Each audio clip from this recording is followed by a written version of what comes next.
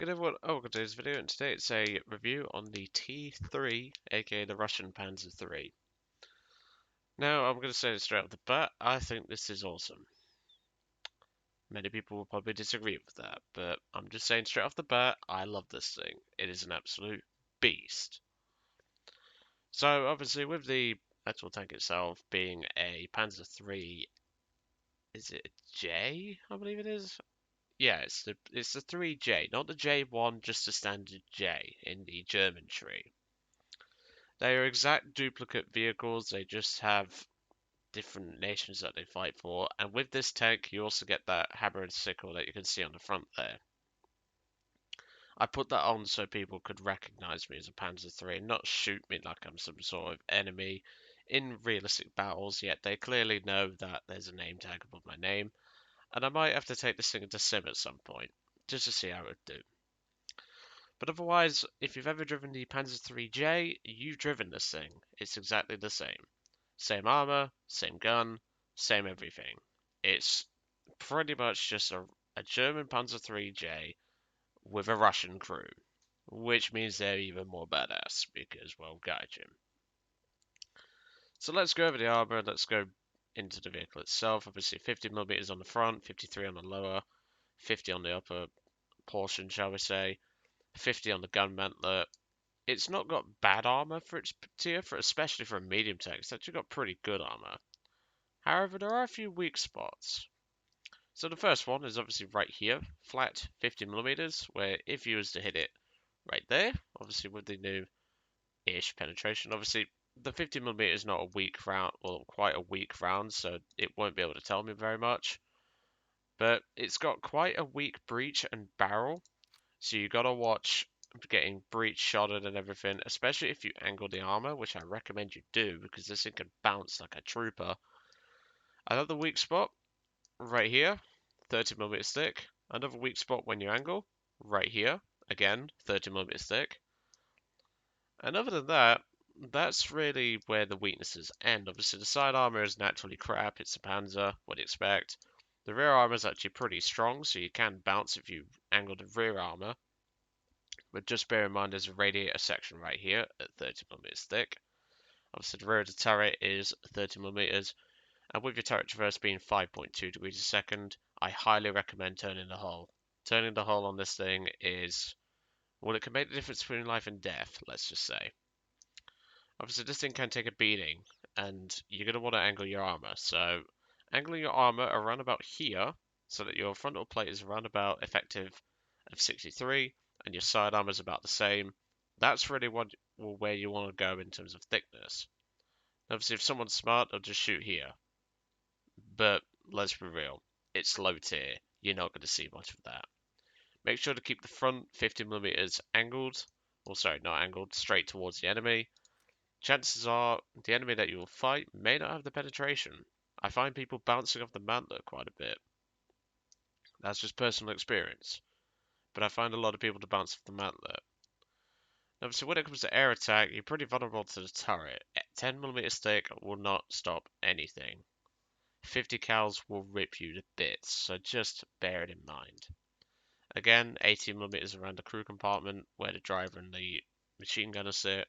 17 on the engine deck. Once again, please do be aware of planes. You can actually give them a taste of the MG34, but with 20 degrees of gun elevation, you're not going to get them. Like, the Panzer III's got its gun barrel all the way through the tank. It's just not going to work. Now, obviously, I did only bring one other vehicle when I was actually grinding the thing to get the market distinction done, and that is Zhukovsky's Chaika. I'm not going to do a review on this aircraft, but all I can say is get this thing. It is an absolute beast. So effective in ground forces, and it's a very relaxing aircraft. Let's just say that. But the T3, our main star today, well, all I can say is she's a beast. And the best part is, when it comes to the Talisman series, I get to drive it again, basically. And then obviously, once we get around to the Premium series, I'll have to do it again, obviously with the T3. Well, I haven't got plans to do the Talisman or the Premium series on tanks for a bit, just because I don't want to overload myself with series and all that, because, well, I'm just going to forget them all, to be truthfully honest. But even so, we'll get into the video, we'll get into the actual tank itself, and we'll get into obviously the stats at the end. Obviously they are subject to change. I still have a little bit of grind to finish it off. It's just I've driven the T3 for a couple of weeks, so yeah, that's why the stats may change when you look at my profile. Obviously at the time of recording I may grind it out after the recording, obviously. It just depends on what mood I'm in. I'll have to see. So, obviously, medium tank, you get artillery and everything. In terms of ammo capacity, I recommend 65 rounds. It seems quite a lot, doesn't it? Well, you've got a decent rate of fire, 45 APC, aka armor piercing caps, and 20 APCR. The APCR will come in handy against British tanks, as well as some German tanks. There are a couple of German tanks that you will have hard times with, but other than that, the armor piercing caps are perfectly capable of dealing with pretty much anything you will see. Obviously, getting across terrain, this thing does really nicely. I've got to say that it is a good climbing tank. It really does get the job done when it comes to getting itself in position. It's got good mobility, it's got good overall firepower, it's got good armor protection, and there you can see a Puma up there, which I didn't actually know at the time, but I was focusing on the lower road. I can't say I was looking up there. I think he gets nailed anyway, so it's no big deal. Obviously at this point I spot the Sturmpanzer. Now you're actually, if you're at this range, you're actually pretty safe from a Sturmpanzer unless the driver knows what the range is. For the most part they won't, because obviously the low velocity gun. Took my time to load up the shot, and I bloody well missed it. The gun's got good velocity for its size and caliber. However, obviously I've scored a good hit there, took out the commander and wounded 2 crew members, so he's pretty much, I think I get the assist on him if I remember rightly. Yes I do, there he goes. South 40 took him out. That is a horrible tank, the South 40. Let's just say that. I'm glad I did not start doing videos when the French tanks came out, because otherwise I'd have raged at the fucking South 40. I hated it. Absolutely hated it. The gun was the only thing that's actually good on the tank, and even then it's comparable to this gun, without the APCR. So at this point, here you can see quite a few enemy tanks are on the B point. And well, most of them are panzers, so let's feast, shall we say. So line up this Sonderklapp Zeug, the 140-1. Nice tank. I have done a review on that, if I remember rightly. And it's alright. Except I'd rather be in this because of the versatility and the armor protection is superior on this thing. Now, most of the things that are going to be penning your armor are either flak panzers for your turret ring, or high velocity guns such as the British 75, the American, the Americans have the 75 on the Sherman, that can crack you easily. Then you've got the Germans with their heat rounds. Very cheeky shot I just did there, blind shot at him. And, well, got the kills, that's all that matters. But yeah, heat rounds are going to be a main concern. Some of the Japanese guns, like the Chi-Nu's 75mm, can crack you, so just bear that in mind. But for the most part, if you angle the armor, you're surprisingly effective. And with a gun like this, 4th kill, it is surprisingly effective as a killing machine. Now, let's go over the price of this tank. 700 Golden Eagles. I think that's a bit steep, personally. If it was down to me, I would swap the T126 around, put that as 700, and put this at 550. That would be more fair, in my opinion. Or at least I think the T126 is 550. Obviously, I got it on 50% discount, but like I say, this tank is a bit overpriced. If you can get it on a discount, get it, is all I'll say. But obviously we're not through with the gameplay yet, we've still got a bit to go in terms of the actual gameplay itself. Give it this guy a taste of the MG34. It is surprisingly effective against the German anti-aircraft vehicles, the MG34. However, it's when you get into the ranges of about 600 meters, like that shot was, pretty much, that's when you're going to start to struggle. That should have ammo racked him, but it didn't, because, well, he paid for that tank, so he gets better protection than everyone else. I say that, and yeah, I bounce a ridiculous amount of shots at this thing, because I angle the armor. You'll be surprised what this little guy can do in good hands. Just called in artillery near the B point. Obviously, I've seen a couple of tanks already. But I'll quickly go over the shells once we're waiting for some more action to begin. 72mm of penetration at 10 meters with 28.9 grams of TNT. And the APCR is 116 at 10 meters, but drops off quite badly at range. Well, further ranges above 1 kilometer than the armor piercing would. This poor sod, I actually thought he was dead because I saw fire coming out of him, but then I realised he wasn't dead. So I come back, I bounce another shot, and I retreat into cover. It was that Panzer 38 who actually fired a shot at me. If I remember rightly, it was either him or that Panzer 38 that's just gone down into the C point. Either way, it ricocheted.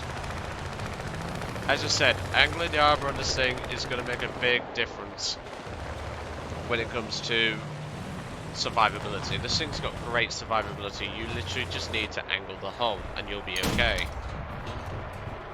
I was actually quite surprised I hit that, but the guy's going to back up. He's going to get out of my range.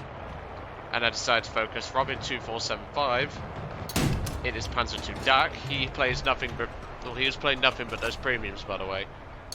He's been playing low tier premiums this entire game. And I've already got an assist on one of them. And well, I'm about to kill a second.